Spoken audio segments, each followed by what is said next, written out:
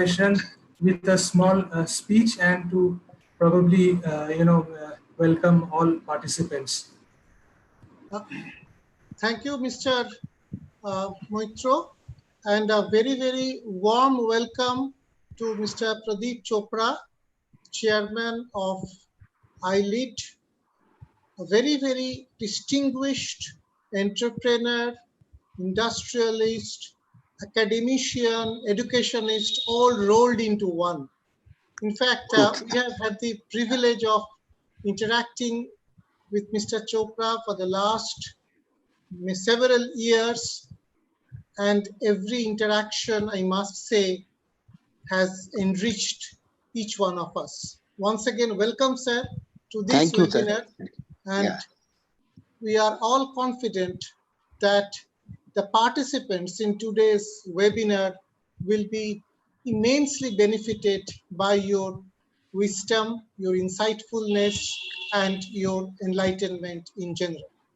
Now, our Honorable Vice Chancellor, sir, Professor Shoikat Moitro, had initiated the spirit of entrepreneurship and startup among the entire ecosystem of the MAKAUT family.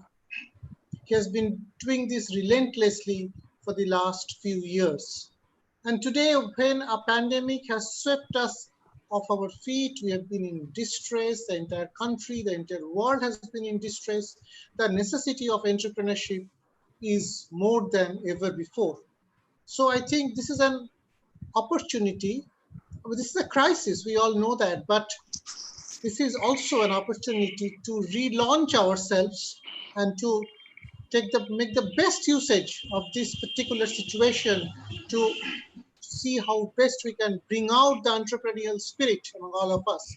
And what is very important is that our Honorable Vice Chancellor said he's promoting it in such a way that he's trying to integrate it with the curriculum. He's trying to do it hands-on, and we have just several meetings where we are trying to push it through.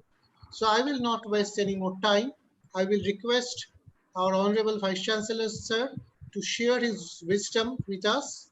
And after that, Mr. Chopra will take the stage in today's webinar. Sir.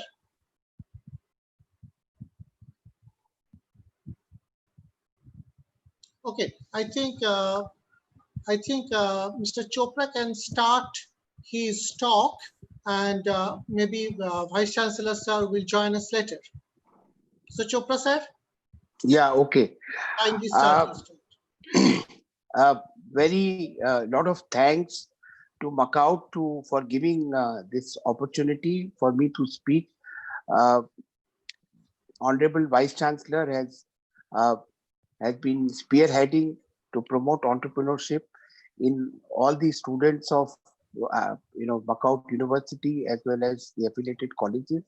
And I think all the honorable members of MAKAUT fraternity has also taken up this task. And I'm really grateful for giving me this opportunity to address the students today. As Indranil sir said that today we are all facing an unprecedented crisis, and this will actually encourage entrepreneurship. As normally it is something which we need to do, but today with people losing jobs all over, it is now going to become necessity. And we need right now the need of the nation is we need more job providers than job seekers, and that is all about the entrepreneur. This reminds me of an incident in 1970s when there was a big crisis in IT industry worldwide, and the IT industries were going through a very bad phase. They were not able to pay salaries to their employees, and there was one company in Pune, Patni Computer, which has not paid salaries to its employees for 6 months. So the 6 employees, their friend and group, they saw that they are not getting any salary. They were dependent on either their wives' salaries or other sources of money. And they also saw that they have no opportunity to join other IT companies because all the IT companies were going through a bad phase because the whole industry was going through a bad phase. So they decided that they should start their own startup. And one member of the group borrowed 10,000 rupees from his wife because wife has a permanent job. And with a second-hand computer, started a company in one bedroom of 800 square feet flat in Pune. That company is worth several lakh crore today. And you know the name of the company, it is Infosys. Now, had this crisis not hit these six people, they probably would have continued working for Patni, and Narayan Murthy may have retired as a chairman of some company as an employee and not as a founder of Infosys.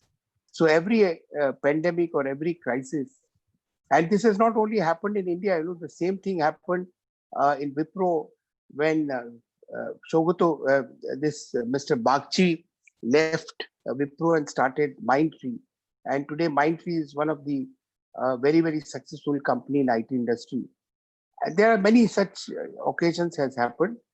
Uh, Now what I will do is, I will narrate some of my experiences, and I will, in these experiences, I will share some of the takeaways which will benefit to new startups or those who want to start their own businesses.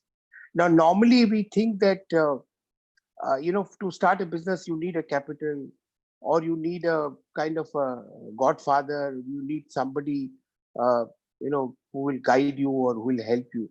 Uh, See, in my time, there were much less angel investors or in the private equity fund. So the only way to start business, if you wanted to start a business, you needed small amount of capital. The only way was to either you have that capital, or you borrow from your family members, or you borrow from your parents, or you borrow from your friends and start. Today, if you have an idea, there is an ecosystem where you can get funding from other than your immediate family members and friends and all that. If there is a idea which is powerful idea, if these patrons or these people, mentors, they feel that, yeah, you have an idea which is powerful, you might get funding, and you really need not go to the traditional sources of funding for a startup. Now, let me share that I was a chemistry honors student in St. Xavier's College, and I passed out in the year 1973. And I tried hard, like all of you do, to find a job. And after a lot of trial, and those days, the companies never used to come to the campus. That process was not there. You have to actually go and approach the companies. And the best job offer I could get was for 400 rupees a month. Now, that time, my house rent, I had lost my father, and my house rent was 500 rupees. I said, look, 400 rupees is too less. I can't work for 400 rupees. And my mother advised that, you see, why don't you start a business? Because all your forefathers, excepting my father, was in service. I came from a Rajasthani family, so said all your forefathers have always done business. Why don't you see a business? And I saw that I have no money, so I can't invest a lot of money. But I saw a problem. And the problem I saw was that a lot of people who were picking these plastic scrap from the street, they needed it to be washed. And the washing was done by hand. And that took a lot of time. And most of these recycling factory was having idle time because they were not getting enough scrap to run the factories full time. There was a need for somebody who could wash that faster and cheaper and more efficiently. I had seen a washing machine in my house, a normal washing machine. And I said, if I can make a bigger version of this washing machine, I can wash this plastic. So what I did is I designed a machine with a 5 HP motor. I hired a place in a soap factory where I could get waste soap for free, which can be used for washing this waste plastic. There was a big pond from where there was a source of water. And I started washing this plastic scrap. And you will not believe, in those days I could make 150 rupees a day, which was almost 4,500 rupees a month. Just imagine, from 400 rupees of job offer, I was making 4,000 and above. And now 4,000 rupees was not even a salary of a CEO of that in those days. 4,000 rupees was a lot of money, and I had and I had invested only 4,000 rupees to make that machine. So by investing 4,000 rupees, I was virtually making 4,000 rupees a month. So that was a great. So what was my takeaway is that even if you don't have money, look for a problem.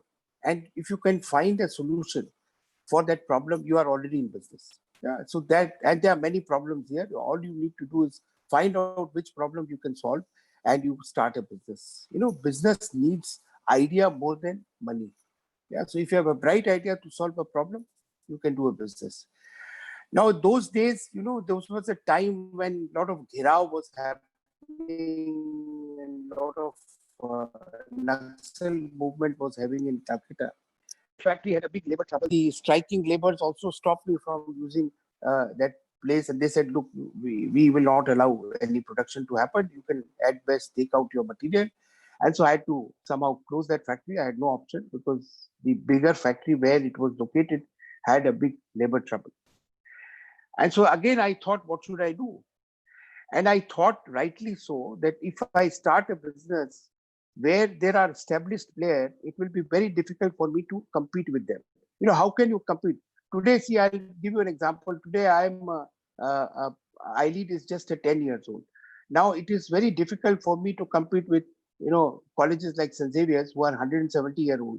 Because they are established brand name. They have already established alumni who will recommend them. So you can't go and be in a business where there are established players. They won't let you, come in the business. So you have to find a business which is a sunrise business, which is just coming, where your competitors are as new or inexperienced as you are. So you get a level playing field. You must always see that you have to get into a business where your competitor have no undue advantage over you. So that is the time when television was coming to Calcutta. And I thought that if I can get into television business, everybody will be as new as I am. So my competitor will have no big advantage over me, and I will also be able to compete. Now, how do I get? So I was looking for who can give me agency to sell the television. I found out that JK Television was one of the oldest and the first to start making television. And I was trying to, through various sources, I was trying to approach them. But everybody said, oh, who are you? All the, people in electronic business and consumer durable business. So don't even try. I said, let me try. What worse can happen? The worst can happen that I will not get it. And in any case, if I don't try, I'm not going to get it. There's no harm in trying. So I tried and I approached, and they called me for a meeting. I went there to meet, and they grilled me for a whole day. And at the end of the day, in the evening, the general manager told me that we have decided to give you the agency, and here is the agreement. Would you like to read? I said, why should I read? Suppose you want to make any changes in the agreement, would you agree? They said, no, we'll not agree. Then he said, what is the point in my reading the agreement? I'll sign whatever you want, because I need anyway the agency. So I signed the agreement. Next day, he gave me 3 fat files where all the applicants who has applied from Calcutta for agency, their application letters were all filed. And there were about 600 such letters. 600, you can't imagine, 600 people from Calcutta has applied, including all the big ones, the Capital Electronics and Harry's Music House and Harmony House, and every Tom, Dick and Harry who was in television business, in consumer durable business had applied. I was really surprised that against these established people, so experienced people, why did they select me to have the agency? So I was very surprised. I asked the general manager, I said, sir, I want to know one thing. You have such established people applying. I fail to understand, why did you select me instead of them? He said, you guess. I said, no, I can't guess, sir. They said, you are the only person who has no business. All these people have several other business. So their focus on our business will be much less than yours. You have only this business, so therefore you will put your heart and soul to make it success, because you cannot but succeed. You cannot afford to fail. And therefore we had selected you because we know that you will 100% focus on our business because you have no other business.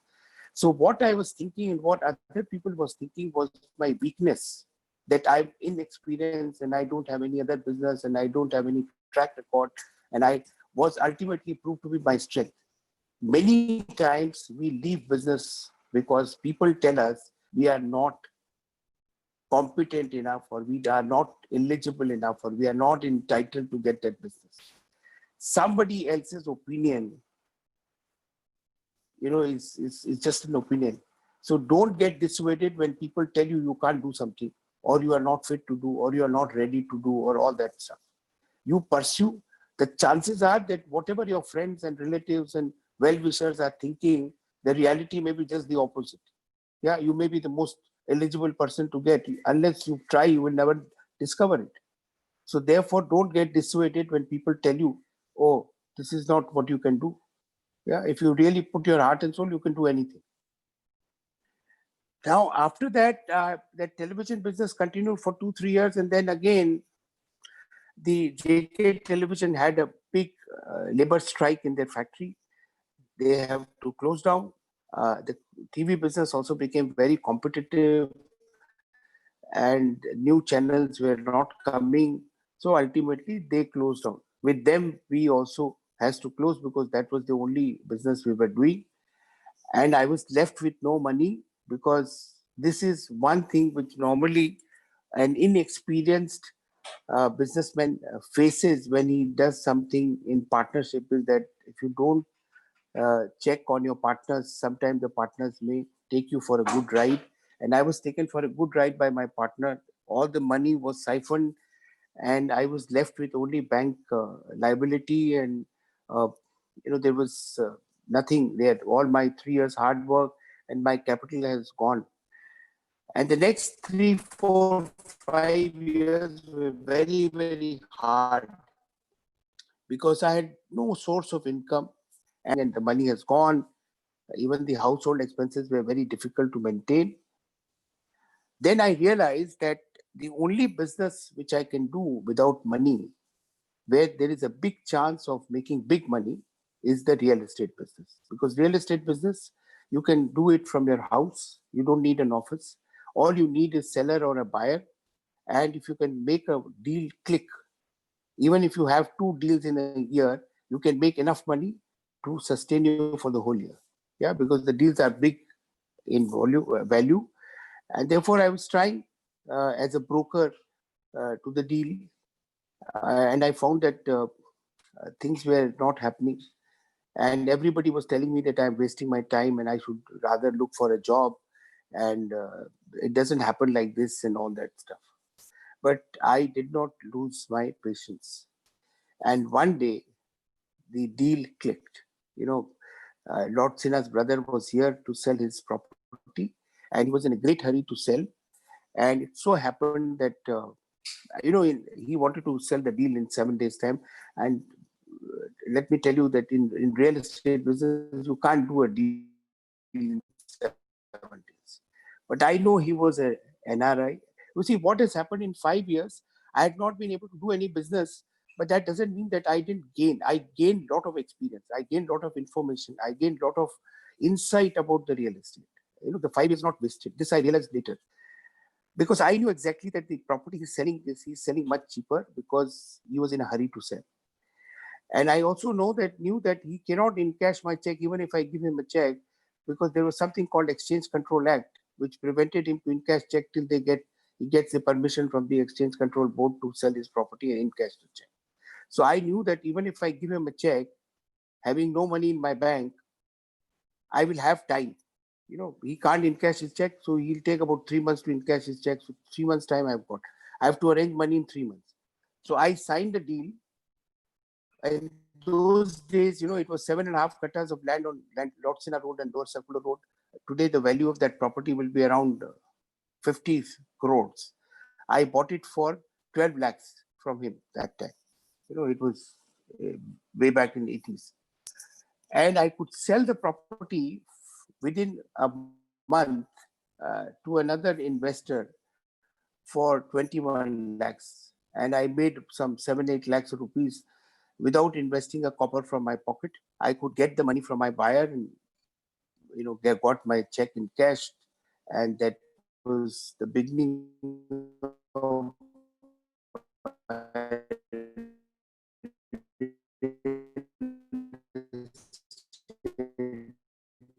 business. After that, we also dealt a business. Our first building, which is Borua, is very famous.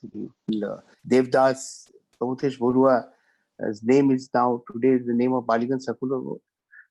Prabhutesh Borua's property was a good deal. It was a sanctioned plan, and I had to just give 5 lakhs, and the balance money was to be paid in installments.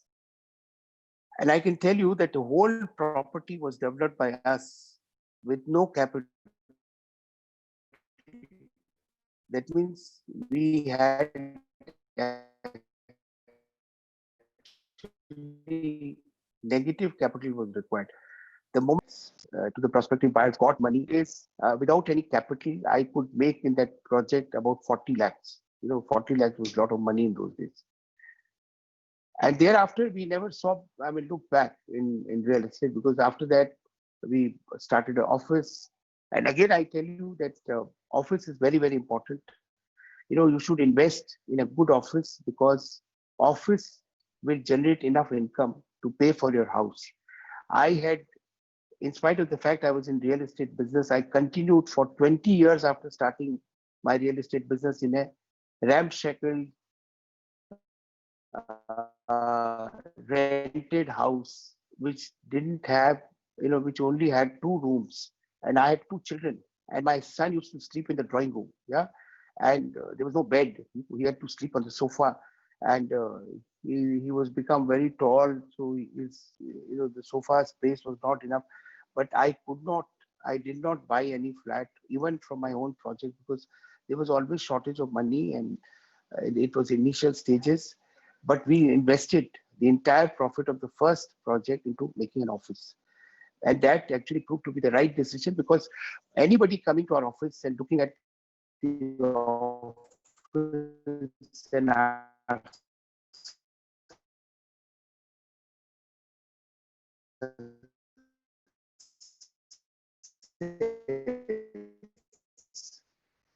they were very willing to sign deals with us. They thought that we were doing very well, because we were the first builder in the city who had such a first to start using computers for doing processing documents and doing accounts. Everything was done through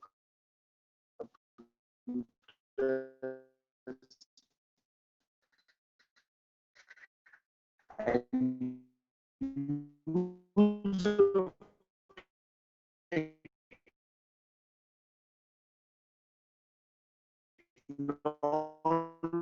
technology has given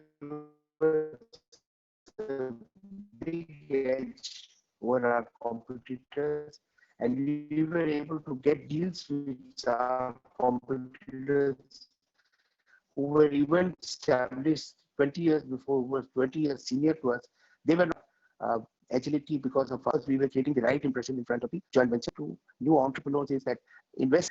Now, again, in 1991, there was a two mishap in Calcutta. Two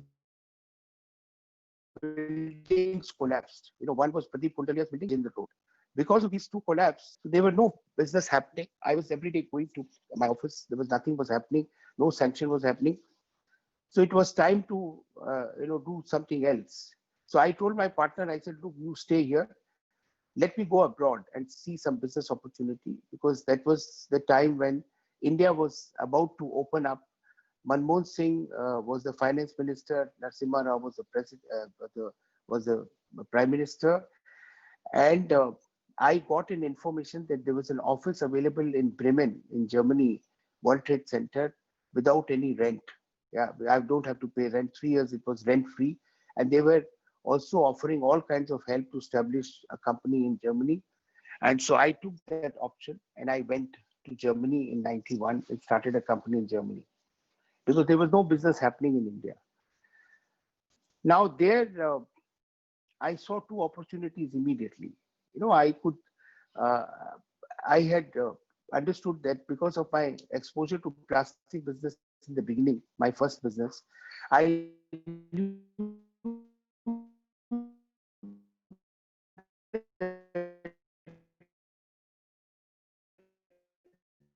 most of the Indian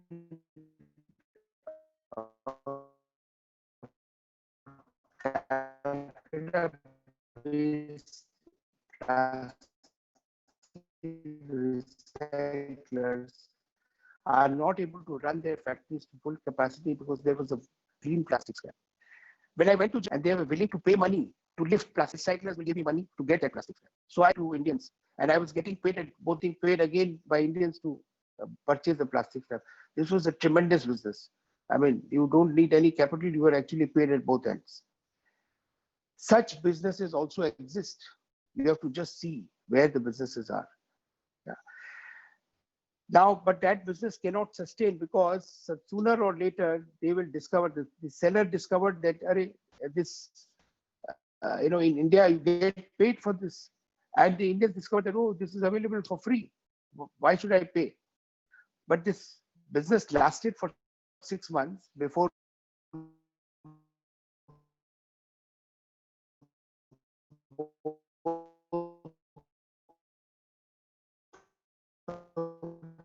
them discovered,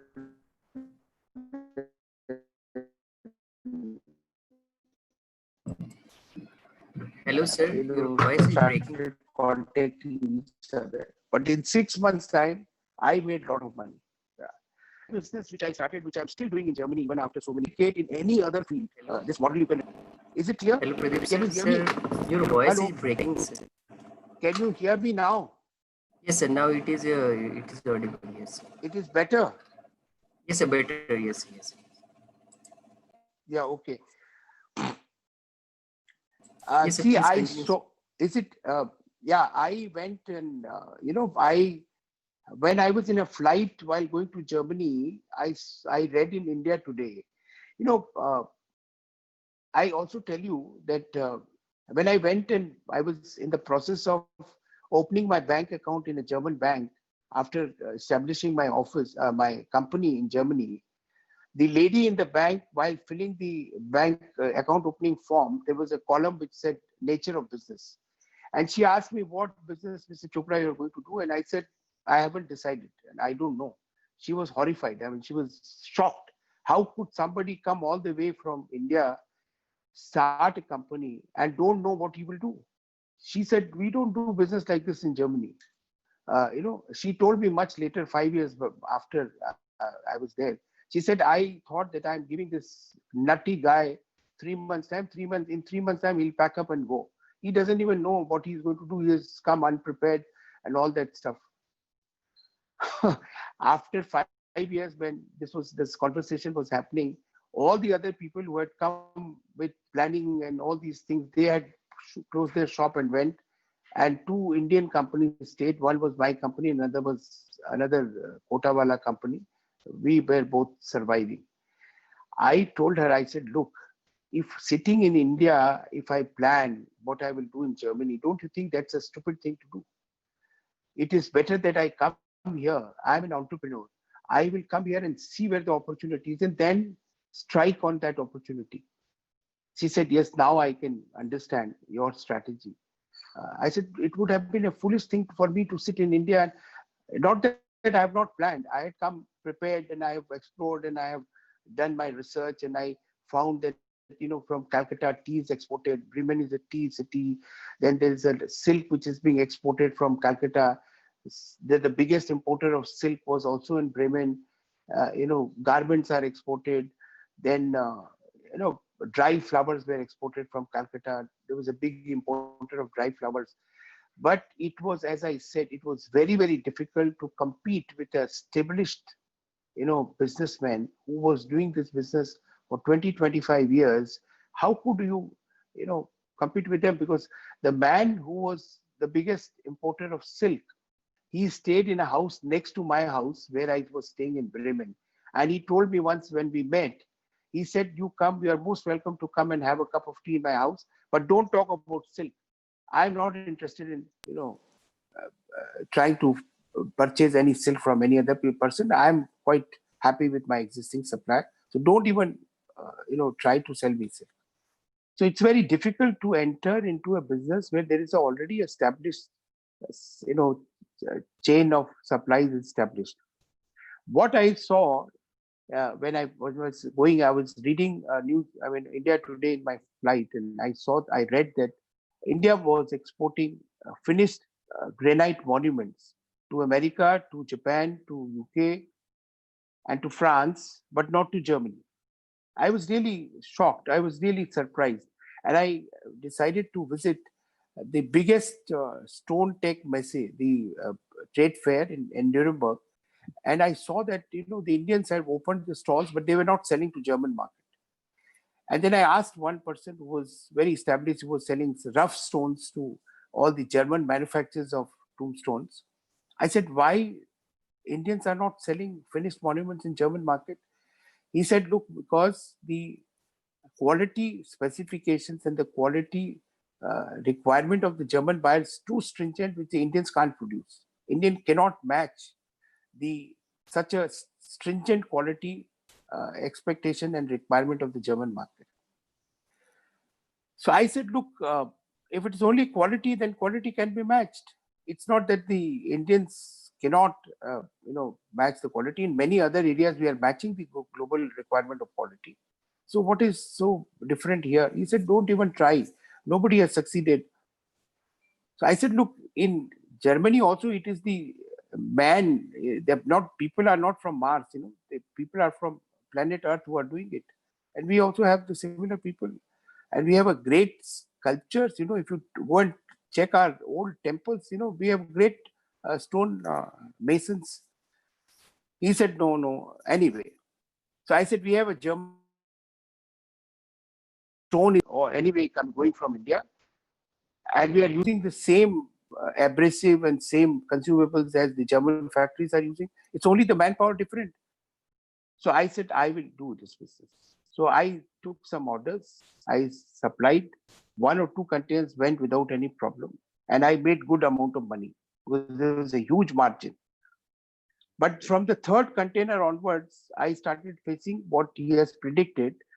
The containers, so a lot of stones were getting rejected, and the losses we were making for those rejected stones was much more than the profits we were about to make.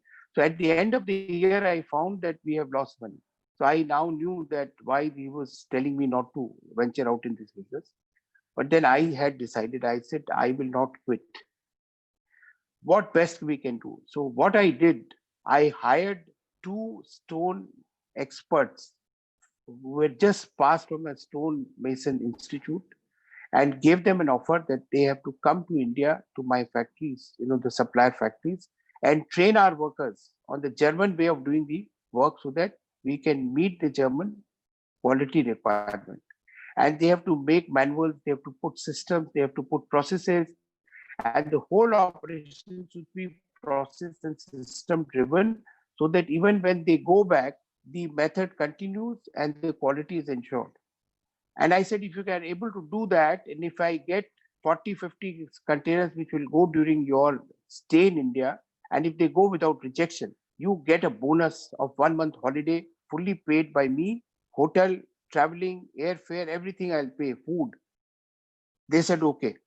So they came and stayed for 6 months in our factories. We also hired a translator from German to Tamil because all the workers could only understand Tamil. They prepared manuals which were translated again into Tamil languages. They had made all the systems there. They bought some tools, and with God's blessing, 45, 50 containers went during that period. There was no single rejections, and we are very happy. The whole village, Krishnagiri village, everybody learned how to have that German quality standard. And I tell you, after that, in 2 years' time, after we started seeking the Germans, 236 factories of Germans who were manufacturing tombstones closed down because they could not withstand our competition. Today, 99% of the tombstones sold in German market is made in India. We have captured their entire market. You can replicate the success in any product if you can really meet the world standard or global quality standard. Nobody can match your prices because we are almost the lowest cost production place in the world. So if you can just match, if you can really upgrade the skills of your people, if you can match the quality standard, may it be a animation, you can be any IT industry, any service provider, anything, even things like garments, shoes, anything which you can produce of global quality standard, nobody can match our prices. Not even China can match our prices. So therefore, any business where you think that you have the capability and you have the competence to match the global quality standard, you can start, and the world is your oyster and you can beat anybody because they can't match our price. So this was a great success. We were able to do that. And again, when I came back, because I decided to come back because my children were not very comfortable in Germany, and they wanted to stay in India. And I also found that there was not a big scope of doing business in, big business in Germany. So I decided to come back to India because now in India, the real estate has really started back and it was booming business, and I was required to come back to India. So I came back to India. And we were not. Today, people say that PS Group is the number one company. It's a first name in real estate in Calcutta City. But that was not so when we started, and that was not so, let's say, 10 years back. 10 years back, we were still uh, among the top 20, not the number one. But you see, what made us number one is, I will say, three things, which is very, very important. You do any business, it's very, very important. And if you stick to these three things, you will one day become number one. First is integrity and ethics. You cannot afford to compromise on ethics and quality. What you commit, you have to deliver more than what you promise to your customer, or for that matter, any stakeholders. So therefore, what we say that promise less and deliver more. That should be your philosophy. If you are able to do that, that will push you to become number one. So integrity and delivery more than what you promised is very, very important. Second, I think, is a very prudent money management. That means you should not overcommit, and you should not get your money management should be very, very efficiently done. If you don't do your money management well, you will face problems. Yeah. So we were never over leveraged. We never over committed ourselves, never overstretched ourselves, and therefore we very prudently managed uh, our finances, which is very important. And third is relationship building. You see, I'll tell you, the second building which we did in Calcutta belonged to Sarkar family, Sir N. Sarkar's family. Kalyan Sarkar was the owner of the property. And he was so pleased with our work, and we had such a uh, good, intimate relationship with him that because of his contact, we till date got 36 building development offers from his family members, his friends, his family members, his in-laws. So he became our brand ambassador, and he was one of, and then we always tried to make our business associates our friends, not, business associate out of friends. So try to build sweet relationship, because relationship will outlast anything else. So if you have these three things in mind, that you should be able to deliver, your dealings with your stakeholders should be very fair. If you are able to manage your finances well, and if you can build your relationship over a period of time, and your relations with your suppliers, with your buyers, with your joint venture partners, if they develop over a period of time, they become your ambassador. Nobody can stop you from reaching the top. Yeah, most of the people neglect. They don't build relationship. They think it's just a business relationship. What is there? Business over, finished. No, business over, it's not finished.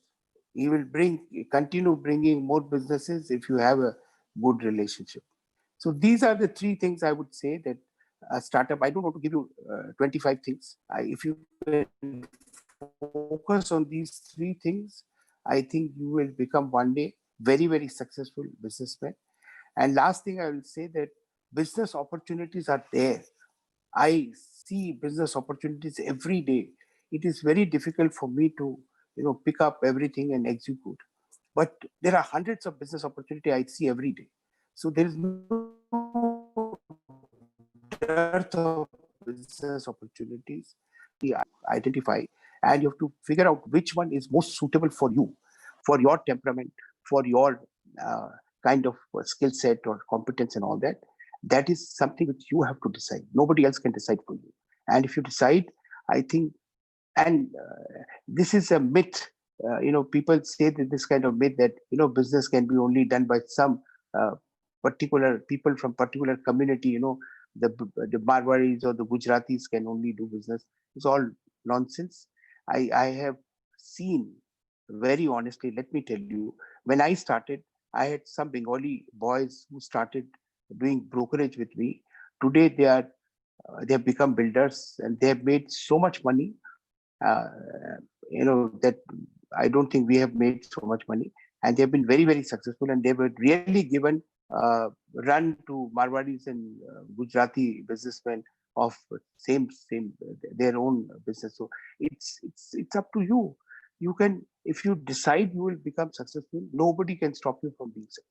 And don't get dissuaded by the fact that business can only be handled by some kind of people. You can handle it. There is no problem. So I will rather, and I can also tell you that if you have any business idea and you want to discuss with me sometime, we can have this kind of workshop or brainstorming session. If you have any business idea you want to discuss with me, I'll give you some time and you can discuss, and we can take this idea forward. If your idea is good, I can tell you, you will find good people to back you up financially. There are a lot of people who are looking for some good ideas and some good team. And it's again a teamwork. You can't do it alone. So therefore, you have to actually congregate a group of people with different skill sets, uh, having complementary skills. What you are weak, your friend or your partner should be strong in that.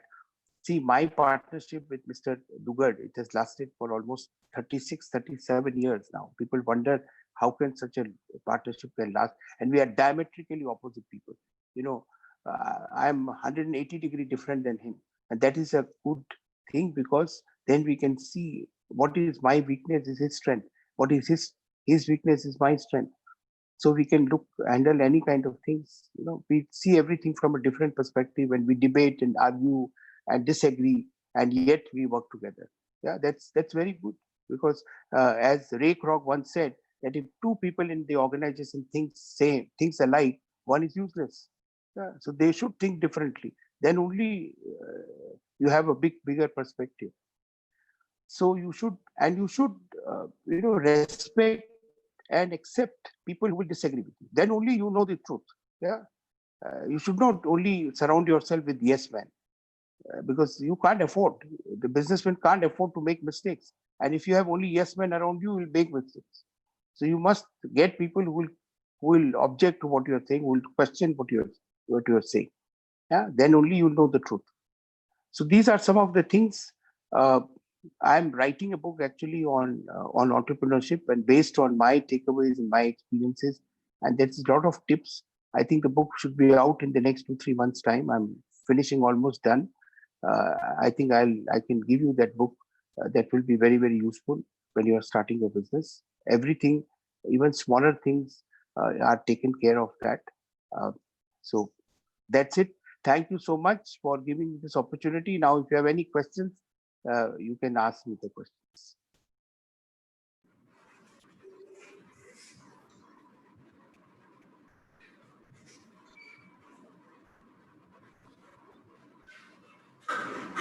So I think, many thanks to Mr. Chopra. And I said at the beginning that every time we interact with him, we are enriched. Now,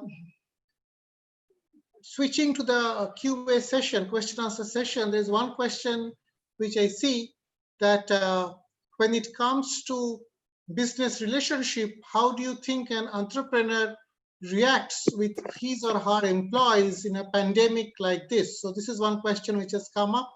So may I request Chopra sir to respond? See, what we have been able to do in this pandemic situation is that I had a meeting with all my employees and told them that this is a crisis which we jointly have to face and get out of it.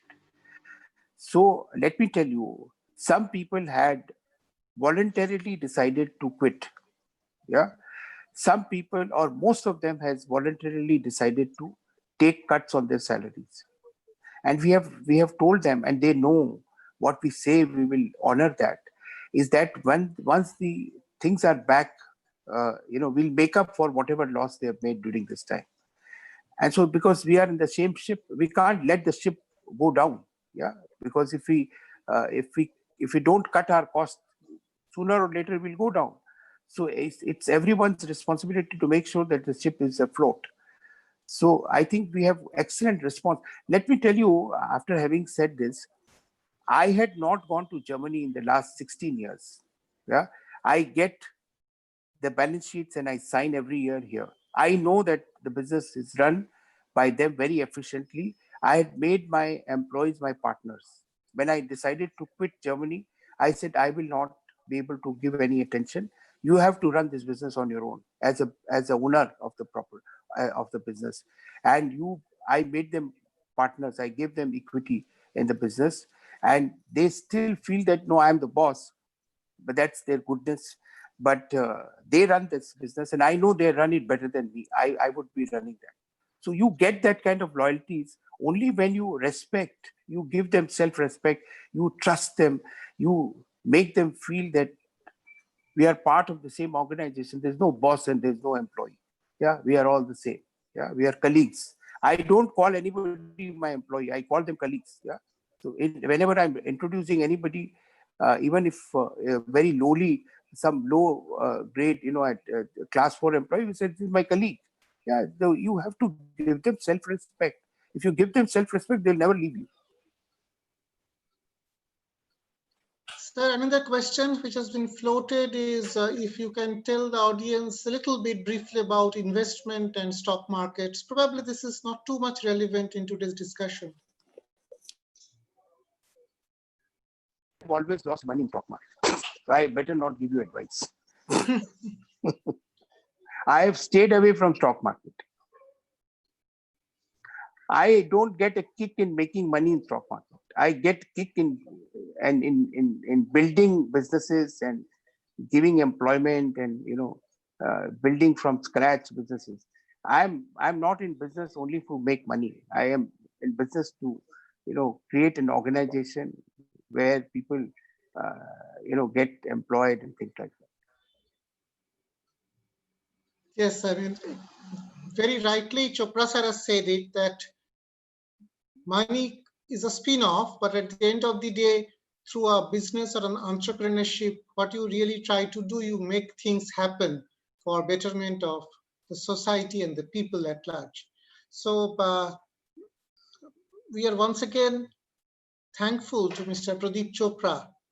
One thing is that this has been something which has been straight out of his heart, something that he can say, yes, been there, done that kind of a thing.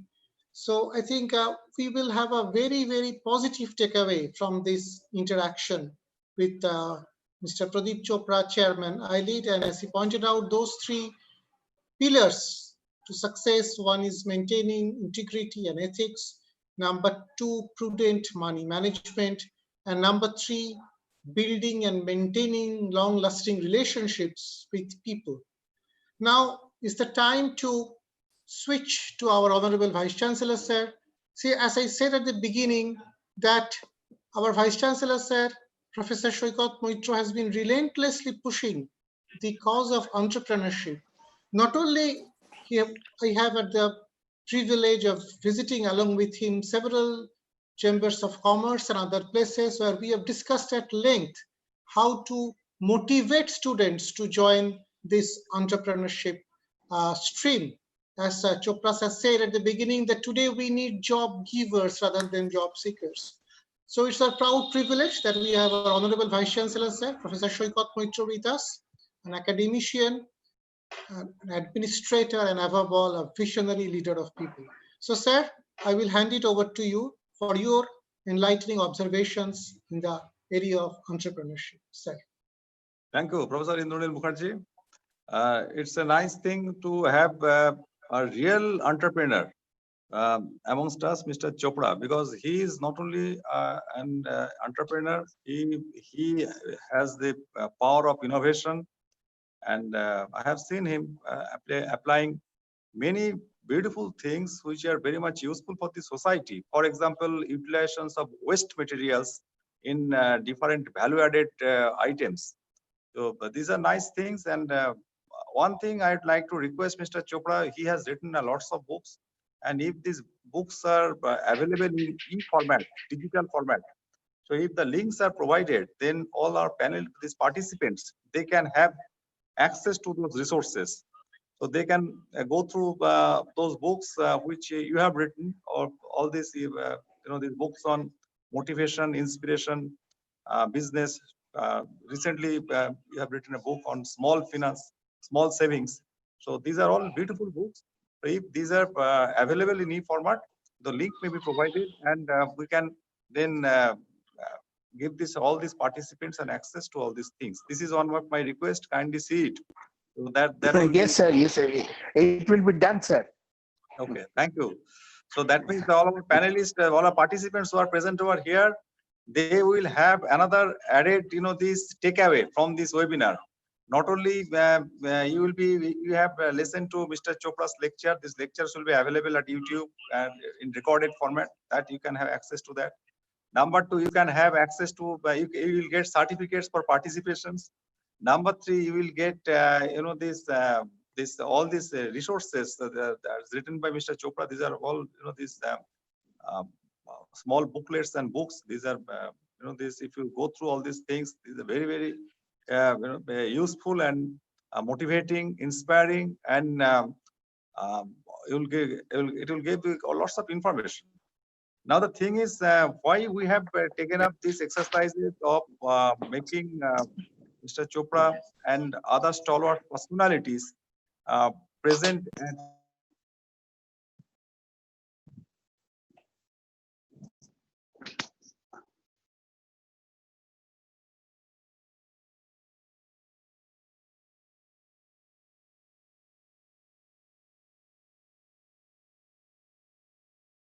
lacking only is maybe this mindset or mentality. Now the time has come, we need to revisit at our core strength. There are lots of problems in and around, and if we flip the problems, it's become opportunity, and that opportunity can be always, they can have always the commercial, these propositions or commercial, significance. So this is business basically.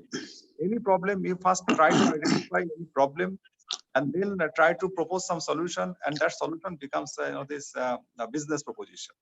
This is one of the beautiful things, and there are lots of opportunities are arising day by day because of this, this tremendous growth and penetration of internet-based knowledge application-based businesses. These opportunities are coming day by day. This is one thing. Secondly, in India, I tell it at many times that we have a large numbers of resources in the form of biodiversity.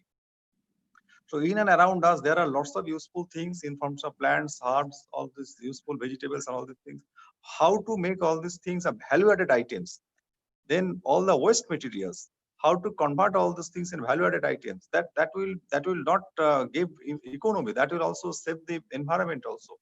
Many these innovative ideas can be generated in that, and there are lots of examples, lots of real life case studies, and many of these young minds, they really started to apply themselves in all these things. I have seen in different cities like Bangalore, Hyderabad, Mumbai, even at Calcutta itself, many young minds, they came forward to apply their minds and to take up certain problems, and then made it maybe social problem, maybe environmental problem, maybe this industry problem, whatever they identified those problems, and started to give this formidable solution to these problems, and it became a business, a group business. So this is the thing. And right now, in this particular pandemic scenario, when we are all restricted at our home, the importance is in and around where we have to look, and we have to identify where opportunities existing in and around us. And I can tell you, there are tremendous scopes of applying our mind and our innovative power this time. This will help to not only to give sustainability to our society and community, but it will take our also standard a step ahead. And because uh, if we apply more mind, if we engage ourselves in these exercises in more and more, that will definitely improve our quality also. Maybe all of your ideas, all of your exercises immediately will not see the success, but the path itself, the path of exercises, that will give you certain qualitative, this improvement advantage. Because whatever it is, ultimately at the end of the day, you have done something, you gathered experience, and there is a famous saying that if it is a successful things, it will give you confidence. If it is not successful, you will get experience, and experience is also very much valuable. We do a lot of things at our life. Many times we do not get experience the success, but that gives us that gave us these valuable experiences, and with that experiences we can take up other endeavors in a more useful way.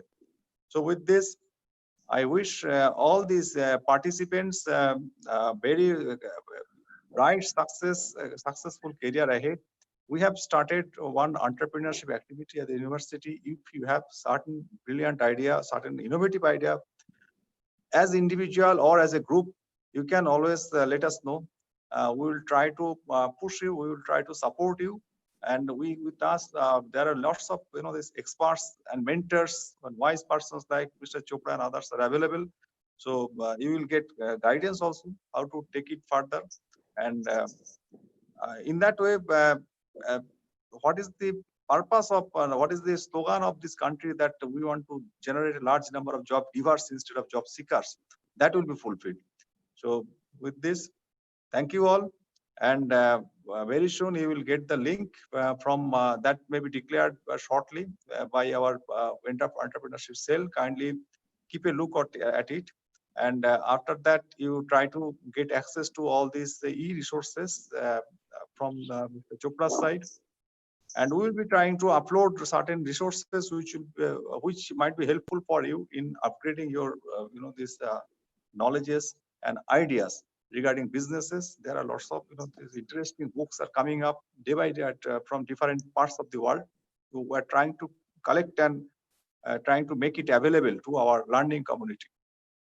So with this, thank you. So thank you for your this attendance, and hope this session this make you some sort of experience and excited. We will be continuing these types of entrepreneurship session in near futures also.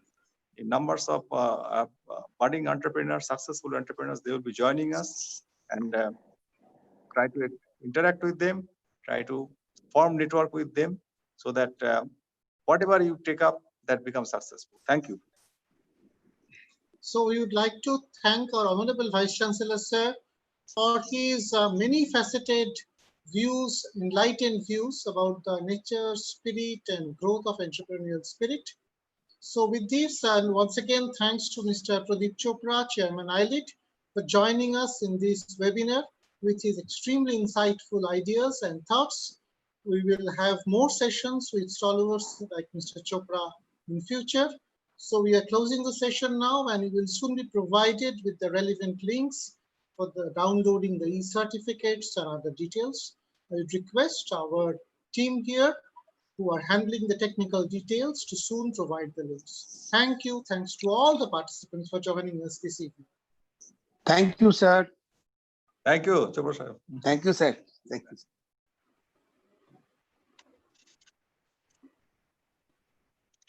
So now we can leave. Yes, sir. You can now leave. Prem will take care from here. Sir, if you give the permission, we can show the link. Sure, sure. Please go ahead, Prem. Yes, sir.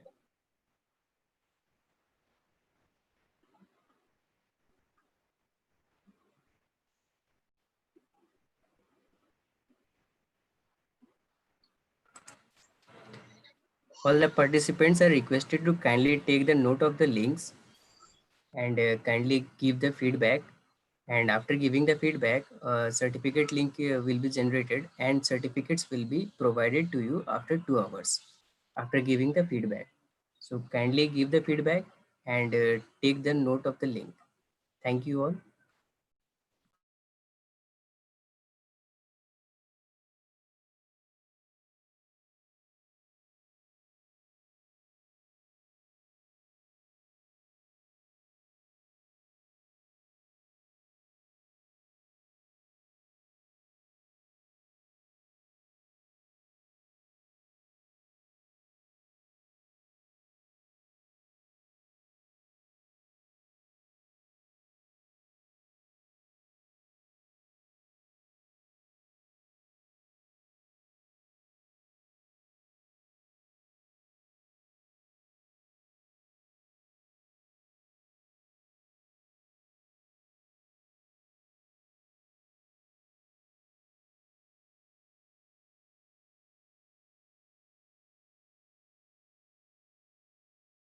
The links has been posted in the chat box also. Kindly see the chat box also.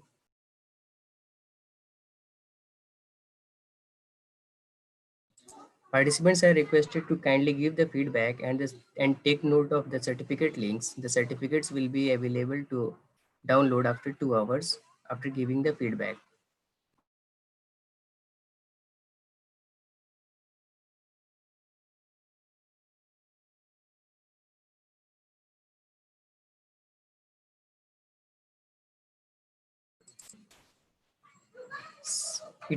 Is it visible, sir? Hello, Mithun sir, Daniel sir. Yes, Hello, it is. sir. Yes, This the is- links is is- the links are visible. Links are visible, Prem. Feedback Sir, but link, e-certificate link, and YouTube link. I can see them clearly. yes, sir, yes, sir, yes. So we will be waiting for 2-3 minutes so that every participants can take the note of the link. Yes, sir. And then we will close the session, sir.